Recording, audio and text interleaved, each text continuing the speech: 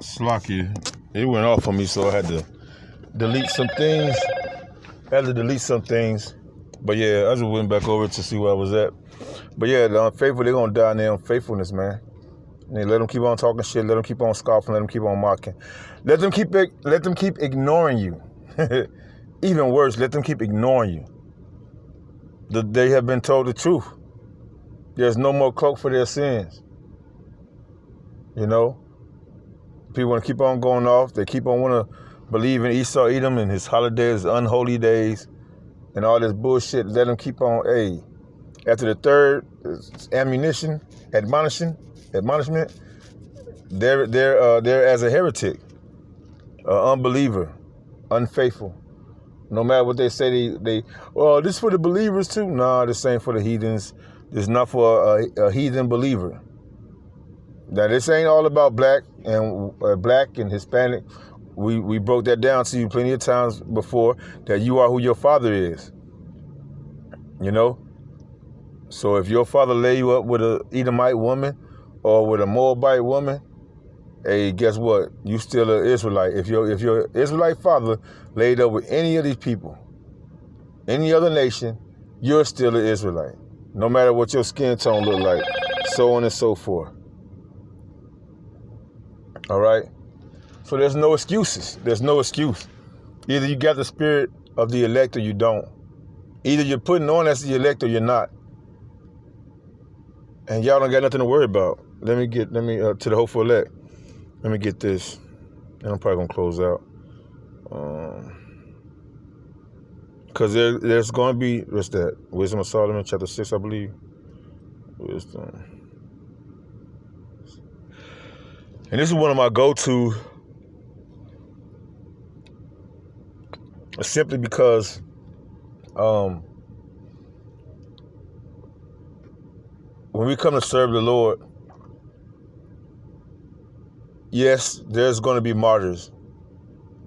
There's going to be some that's going to be taken out. You know, think about it, man. Not to be to detour from the fact that the Lord's going to have miracles. The Lord's going to save a lot of his elect out of the hands of trouble. You're going to be right under the guillotine, and all of a sudden an earthquake, and everything crumble, the guillotine crumble and fall. Or you know, anything could happen. You know, whatever the Lord plays it out for you. You know, as far as considering salvation. You know, there's going to be many more that's going to be salvaged, that's not going to be murdered, that's not going to be taken out, that's not going to be killed unlawfully.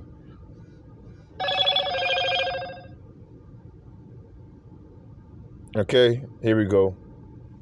Wisdom of Solomon, I want to get chapter 6. I hope that's it, chapter 6. Let's say,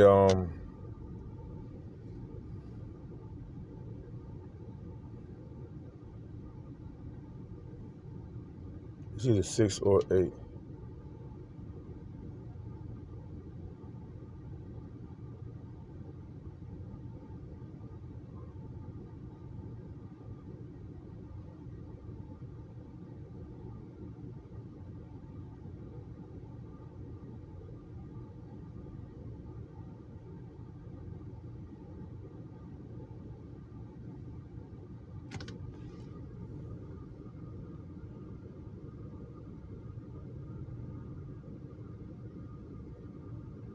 I'm gonna get this. It's beautiful though. I like this. Wisdom of Solomon 6. And no,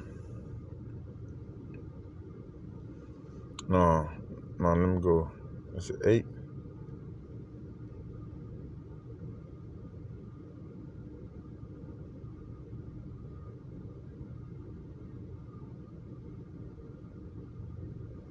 I know it's Wisdom of Solomon, man.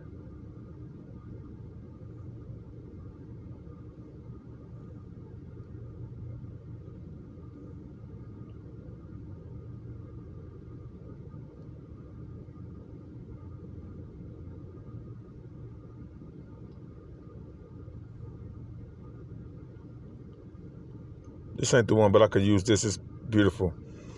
Wisdom of Solomon, chapter 3, verse 1, it says, "But the souls of the righteous are in the hand of the Most High." You okay? You ain't got nothing to worry about at the end of the day, man. It says, and there shall no torment touch them. In the sight of the unwise, they seem, this is it, the Wali Yahawah. In the sight of the unwise, they seem to die, and their departure is taken for misery, and they're going from us to be utter destruction, but they are in peace, right? All right. Those that pass or are taken away and tortured on this side, you're going to be in the chariot. You're going to be some of the first. If you're of the elect, you're going to be some of the first ones in the chariot of Yahawah, watching the destruction of our enemies, watching the downfall of our enemies. Of course, we would all like to see it verbatim, firsthand, while we're going through it. The Lord is mustering up those to get ready for it, to see the dead bodies on the left-hand side, on the right-hand side, 1,000 here, 10,000 there. The Lord is getting us mentally, spiritually, and physically prepared for that. The smells, the aromas, the sights of seeing people with their jaws busted open, snacked on, being eaten up by bears and lions and mountain lions and whatever. The animals are going to change their places. They're going to be out here in the hoods. You're probably going to have to go and run into a forest, into the wilderness, off the grid. Where there's going to be plenty of alligators, little animals that you don't think is poisonous, snakes. And these are the things that the Lord is going to be preserving the elect from. Okay? But for those that, are punished, by these backstabbing ass wannabe brothers and sisters, these unfaithful, unbelieving brothers and sisters. All right? It says, verse 4, for though they be punished in the sight of men, yet is their hope full of immortality. See, their hope is full of immortality. Right? We're going to go from corruptible bodies to incorruptible bodies, and that's where our hope is at. No longer having to deal with this flesh. The elect of Israel is going to be a butterfly. The butterfly effect. Going from worms, because that's what a caterpillar pretty much is, a worm, right? And we're known as worms. Going from a worm, a caterpillar, to a creation of the Lord that can fly. Spiritual power, right? Something made beautiful. The end, right? What's the end manifestation of a caterpillar? Is to become a butterfly. That's the end manifestation of the caterpillar. That's also the end manifestation of the elect. Is to become incorruptible, immortals, being able to live forever and ever, because the Lord is going to take the elect and go into that second covenant with them, give them a new heart, wherein, they won't sin anymore. You good. I've been living around Northern Kingdom so long, man, to be out here with the Southern Kingdom. I don't know. We gotta suffer our people though. Northern Kingdom too, they ain't better. They out here too. But it's just it's kinda trippy being out here with the Southern Kingdom like this. Go back. Okay, verse, what was I at, 4? Let's go to verse 5. I'll wait. And having been a little chastised, right? That's a chastisement of Yahweh that we went through for Yahawah, like Yahawah, like Yahawah went through. It's I'm gonna get it back in Thessalonians, and I'm gonna end it out on there. It'll say, verse 5 again. And having been a little chastised, they shall be greatly rewarded. For the Most High proved them and found them worthy for himself. And that's what you want to do. You want to be found worthy for Yahawah. You want to be unspotted your garment to be as clean as the day the Lord gave it to you. This truth. The day the Lord gave you this truth and how you had clung to it, how you believed in it, no matter what, you want to have that same measurement of faith even more, to where you want to get your temple clean as much as possible. Okay? It says, verse 6, as gold in the furnace have he tried them and received them as a burnt offering. And in the time of their visitation, they shall shine and run to and fro like sparks among the stubble. That's giving them spiritual powers. All right? They shall judge the nations and have dominion over the people, and their Lord shall reign forever. They that put their trust in him shall understand the truth, and such as be faithful in love shall abide with him. For grace and mercy is to his saints, and he have care for his elect. They're going back. All right, let's go back to that Thessalonians and end it off right there. The Lord cared for his elect, his own elect. You brothers and sisters, right? That the Lord has woken you up to. You see, you got these Muslim people out here that's lost their fucking mind. They lost their mind. Brothers, so-called Negroes, right? Out here with this damn paper talking about Muhammad and shit.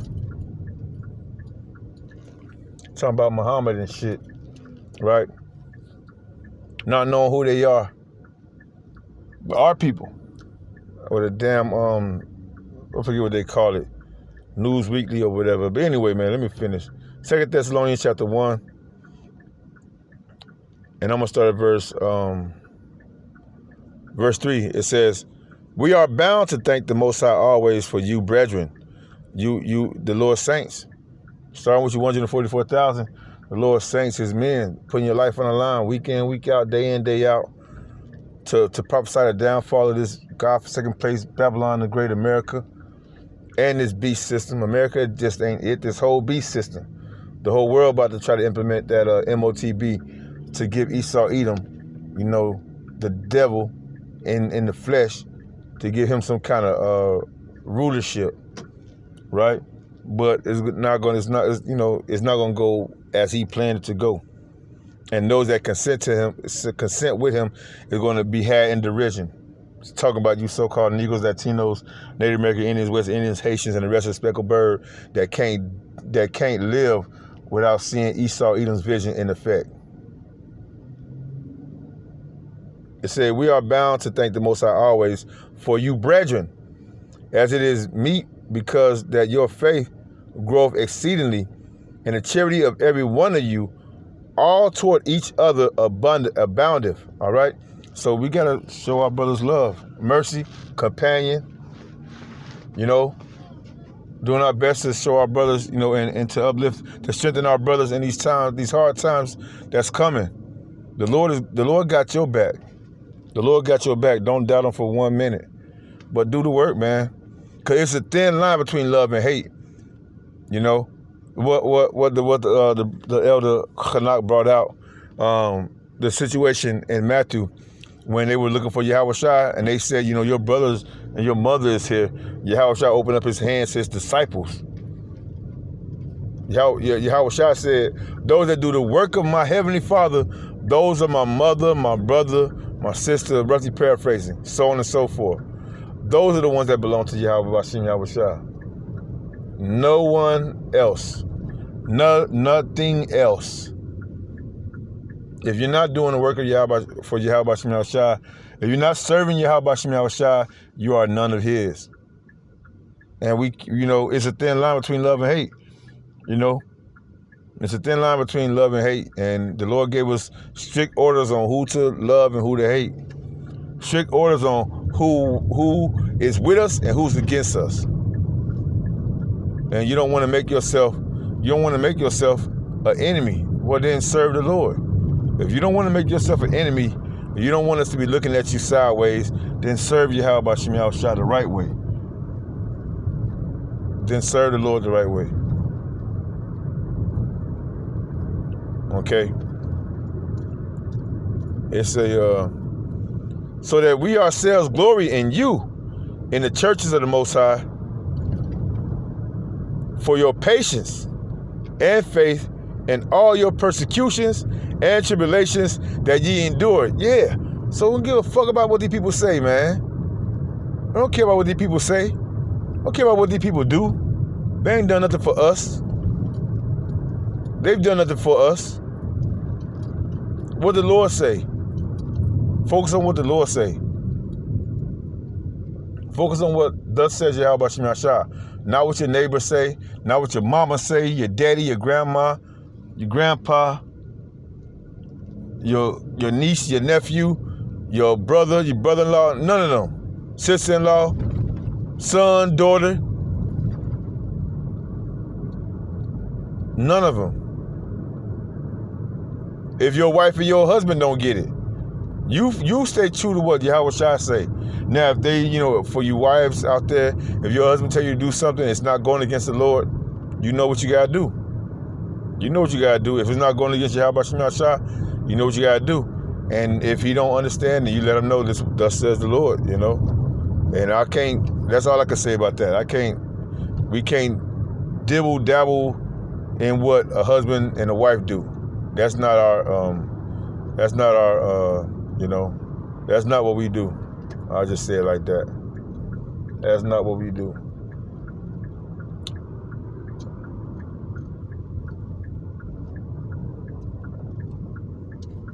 But anyway, continuing again, verse 4, because I love it to say, so that we ourselves glory in you in the churches of the Most High, in these small sanctuaries. Church means to be called out. To be called out. You okay? You okay? It means to be called out. To these small churches, these small sanctuaries, the Lord got set up all around the world, not just here in America. All around the world, the Lord got these small sanctuaries set up for our people, where these brothers, putting their life on the line, week in and week out, day in and day out. Those are the churches. Those are the churches of Yahawah Shem Yahweh. It say,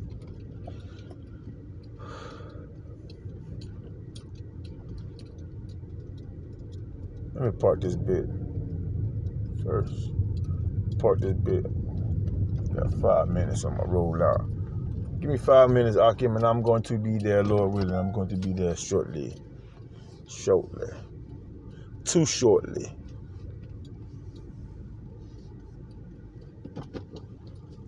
All right. Again, verse 4 says, so that we ourselves glory in you in the churches of the Most High, for your patience and faith in all your persecutions and tribulations that ye endure as a good soldier, which is a manifest token of the righteous judgment of the Most High, that ye may be counted worthy of the kingdom of the Most High, for which ye also suffer. This is the point. Seeing it is a righteous thing with the Most High to recompense tribulations to them that trouble you. The Lord got your back. We're going to go through these hard times. We're going to go through the tribulations. We're going to go through the sufferings. This is the rite of passage. Brothers, sisters, true brothers and sisters, Akim and Aqua, the Lord got your back, man. Don't doubt it. Don't doubt him. Doubt everything else in this world besides Yahawah Shem Yahweh. Don't trust none of this shit. Only trust in Yahawah Shem Yahweh. He's going to guide you. He's going to direct you. He's going to lead you into the kingdom as a wonderful shepherd, as the wonderful shepherd he is. Protecting you, us being as worms, us being as sheep, we need a shepherd. And those names are Yahawah Shem Yahweh. Continue to call out to him. Continue to cry out to him. Adonai Ratazah. With that, I'm going to close out, giving all praise, glory, and honor to Yahawah, Ba'ashem Yahweh, Ba'ashem Rakakadash. Again, double honor to the elders and apostles of the great millstone. Peace and salutations to the hopeful elect. I hope this lesson is edifying to you. Till next time, Kwame Yasharala. Wa Abba Baba.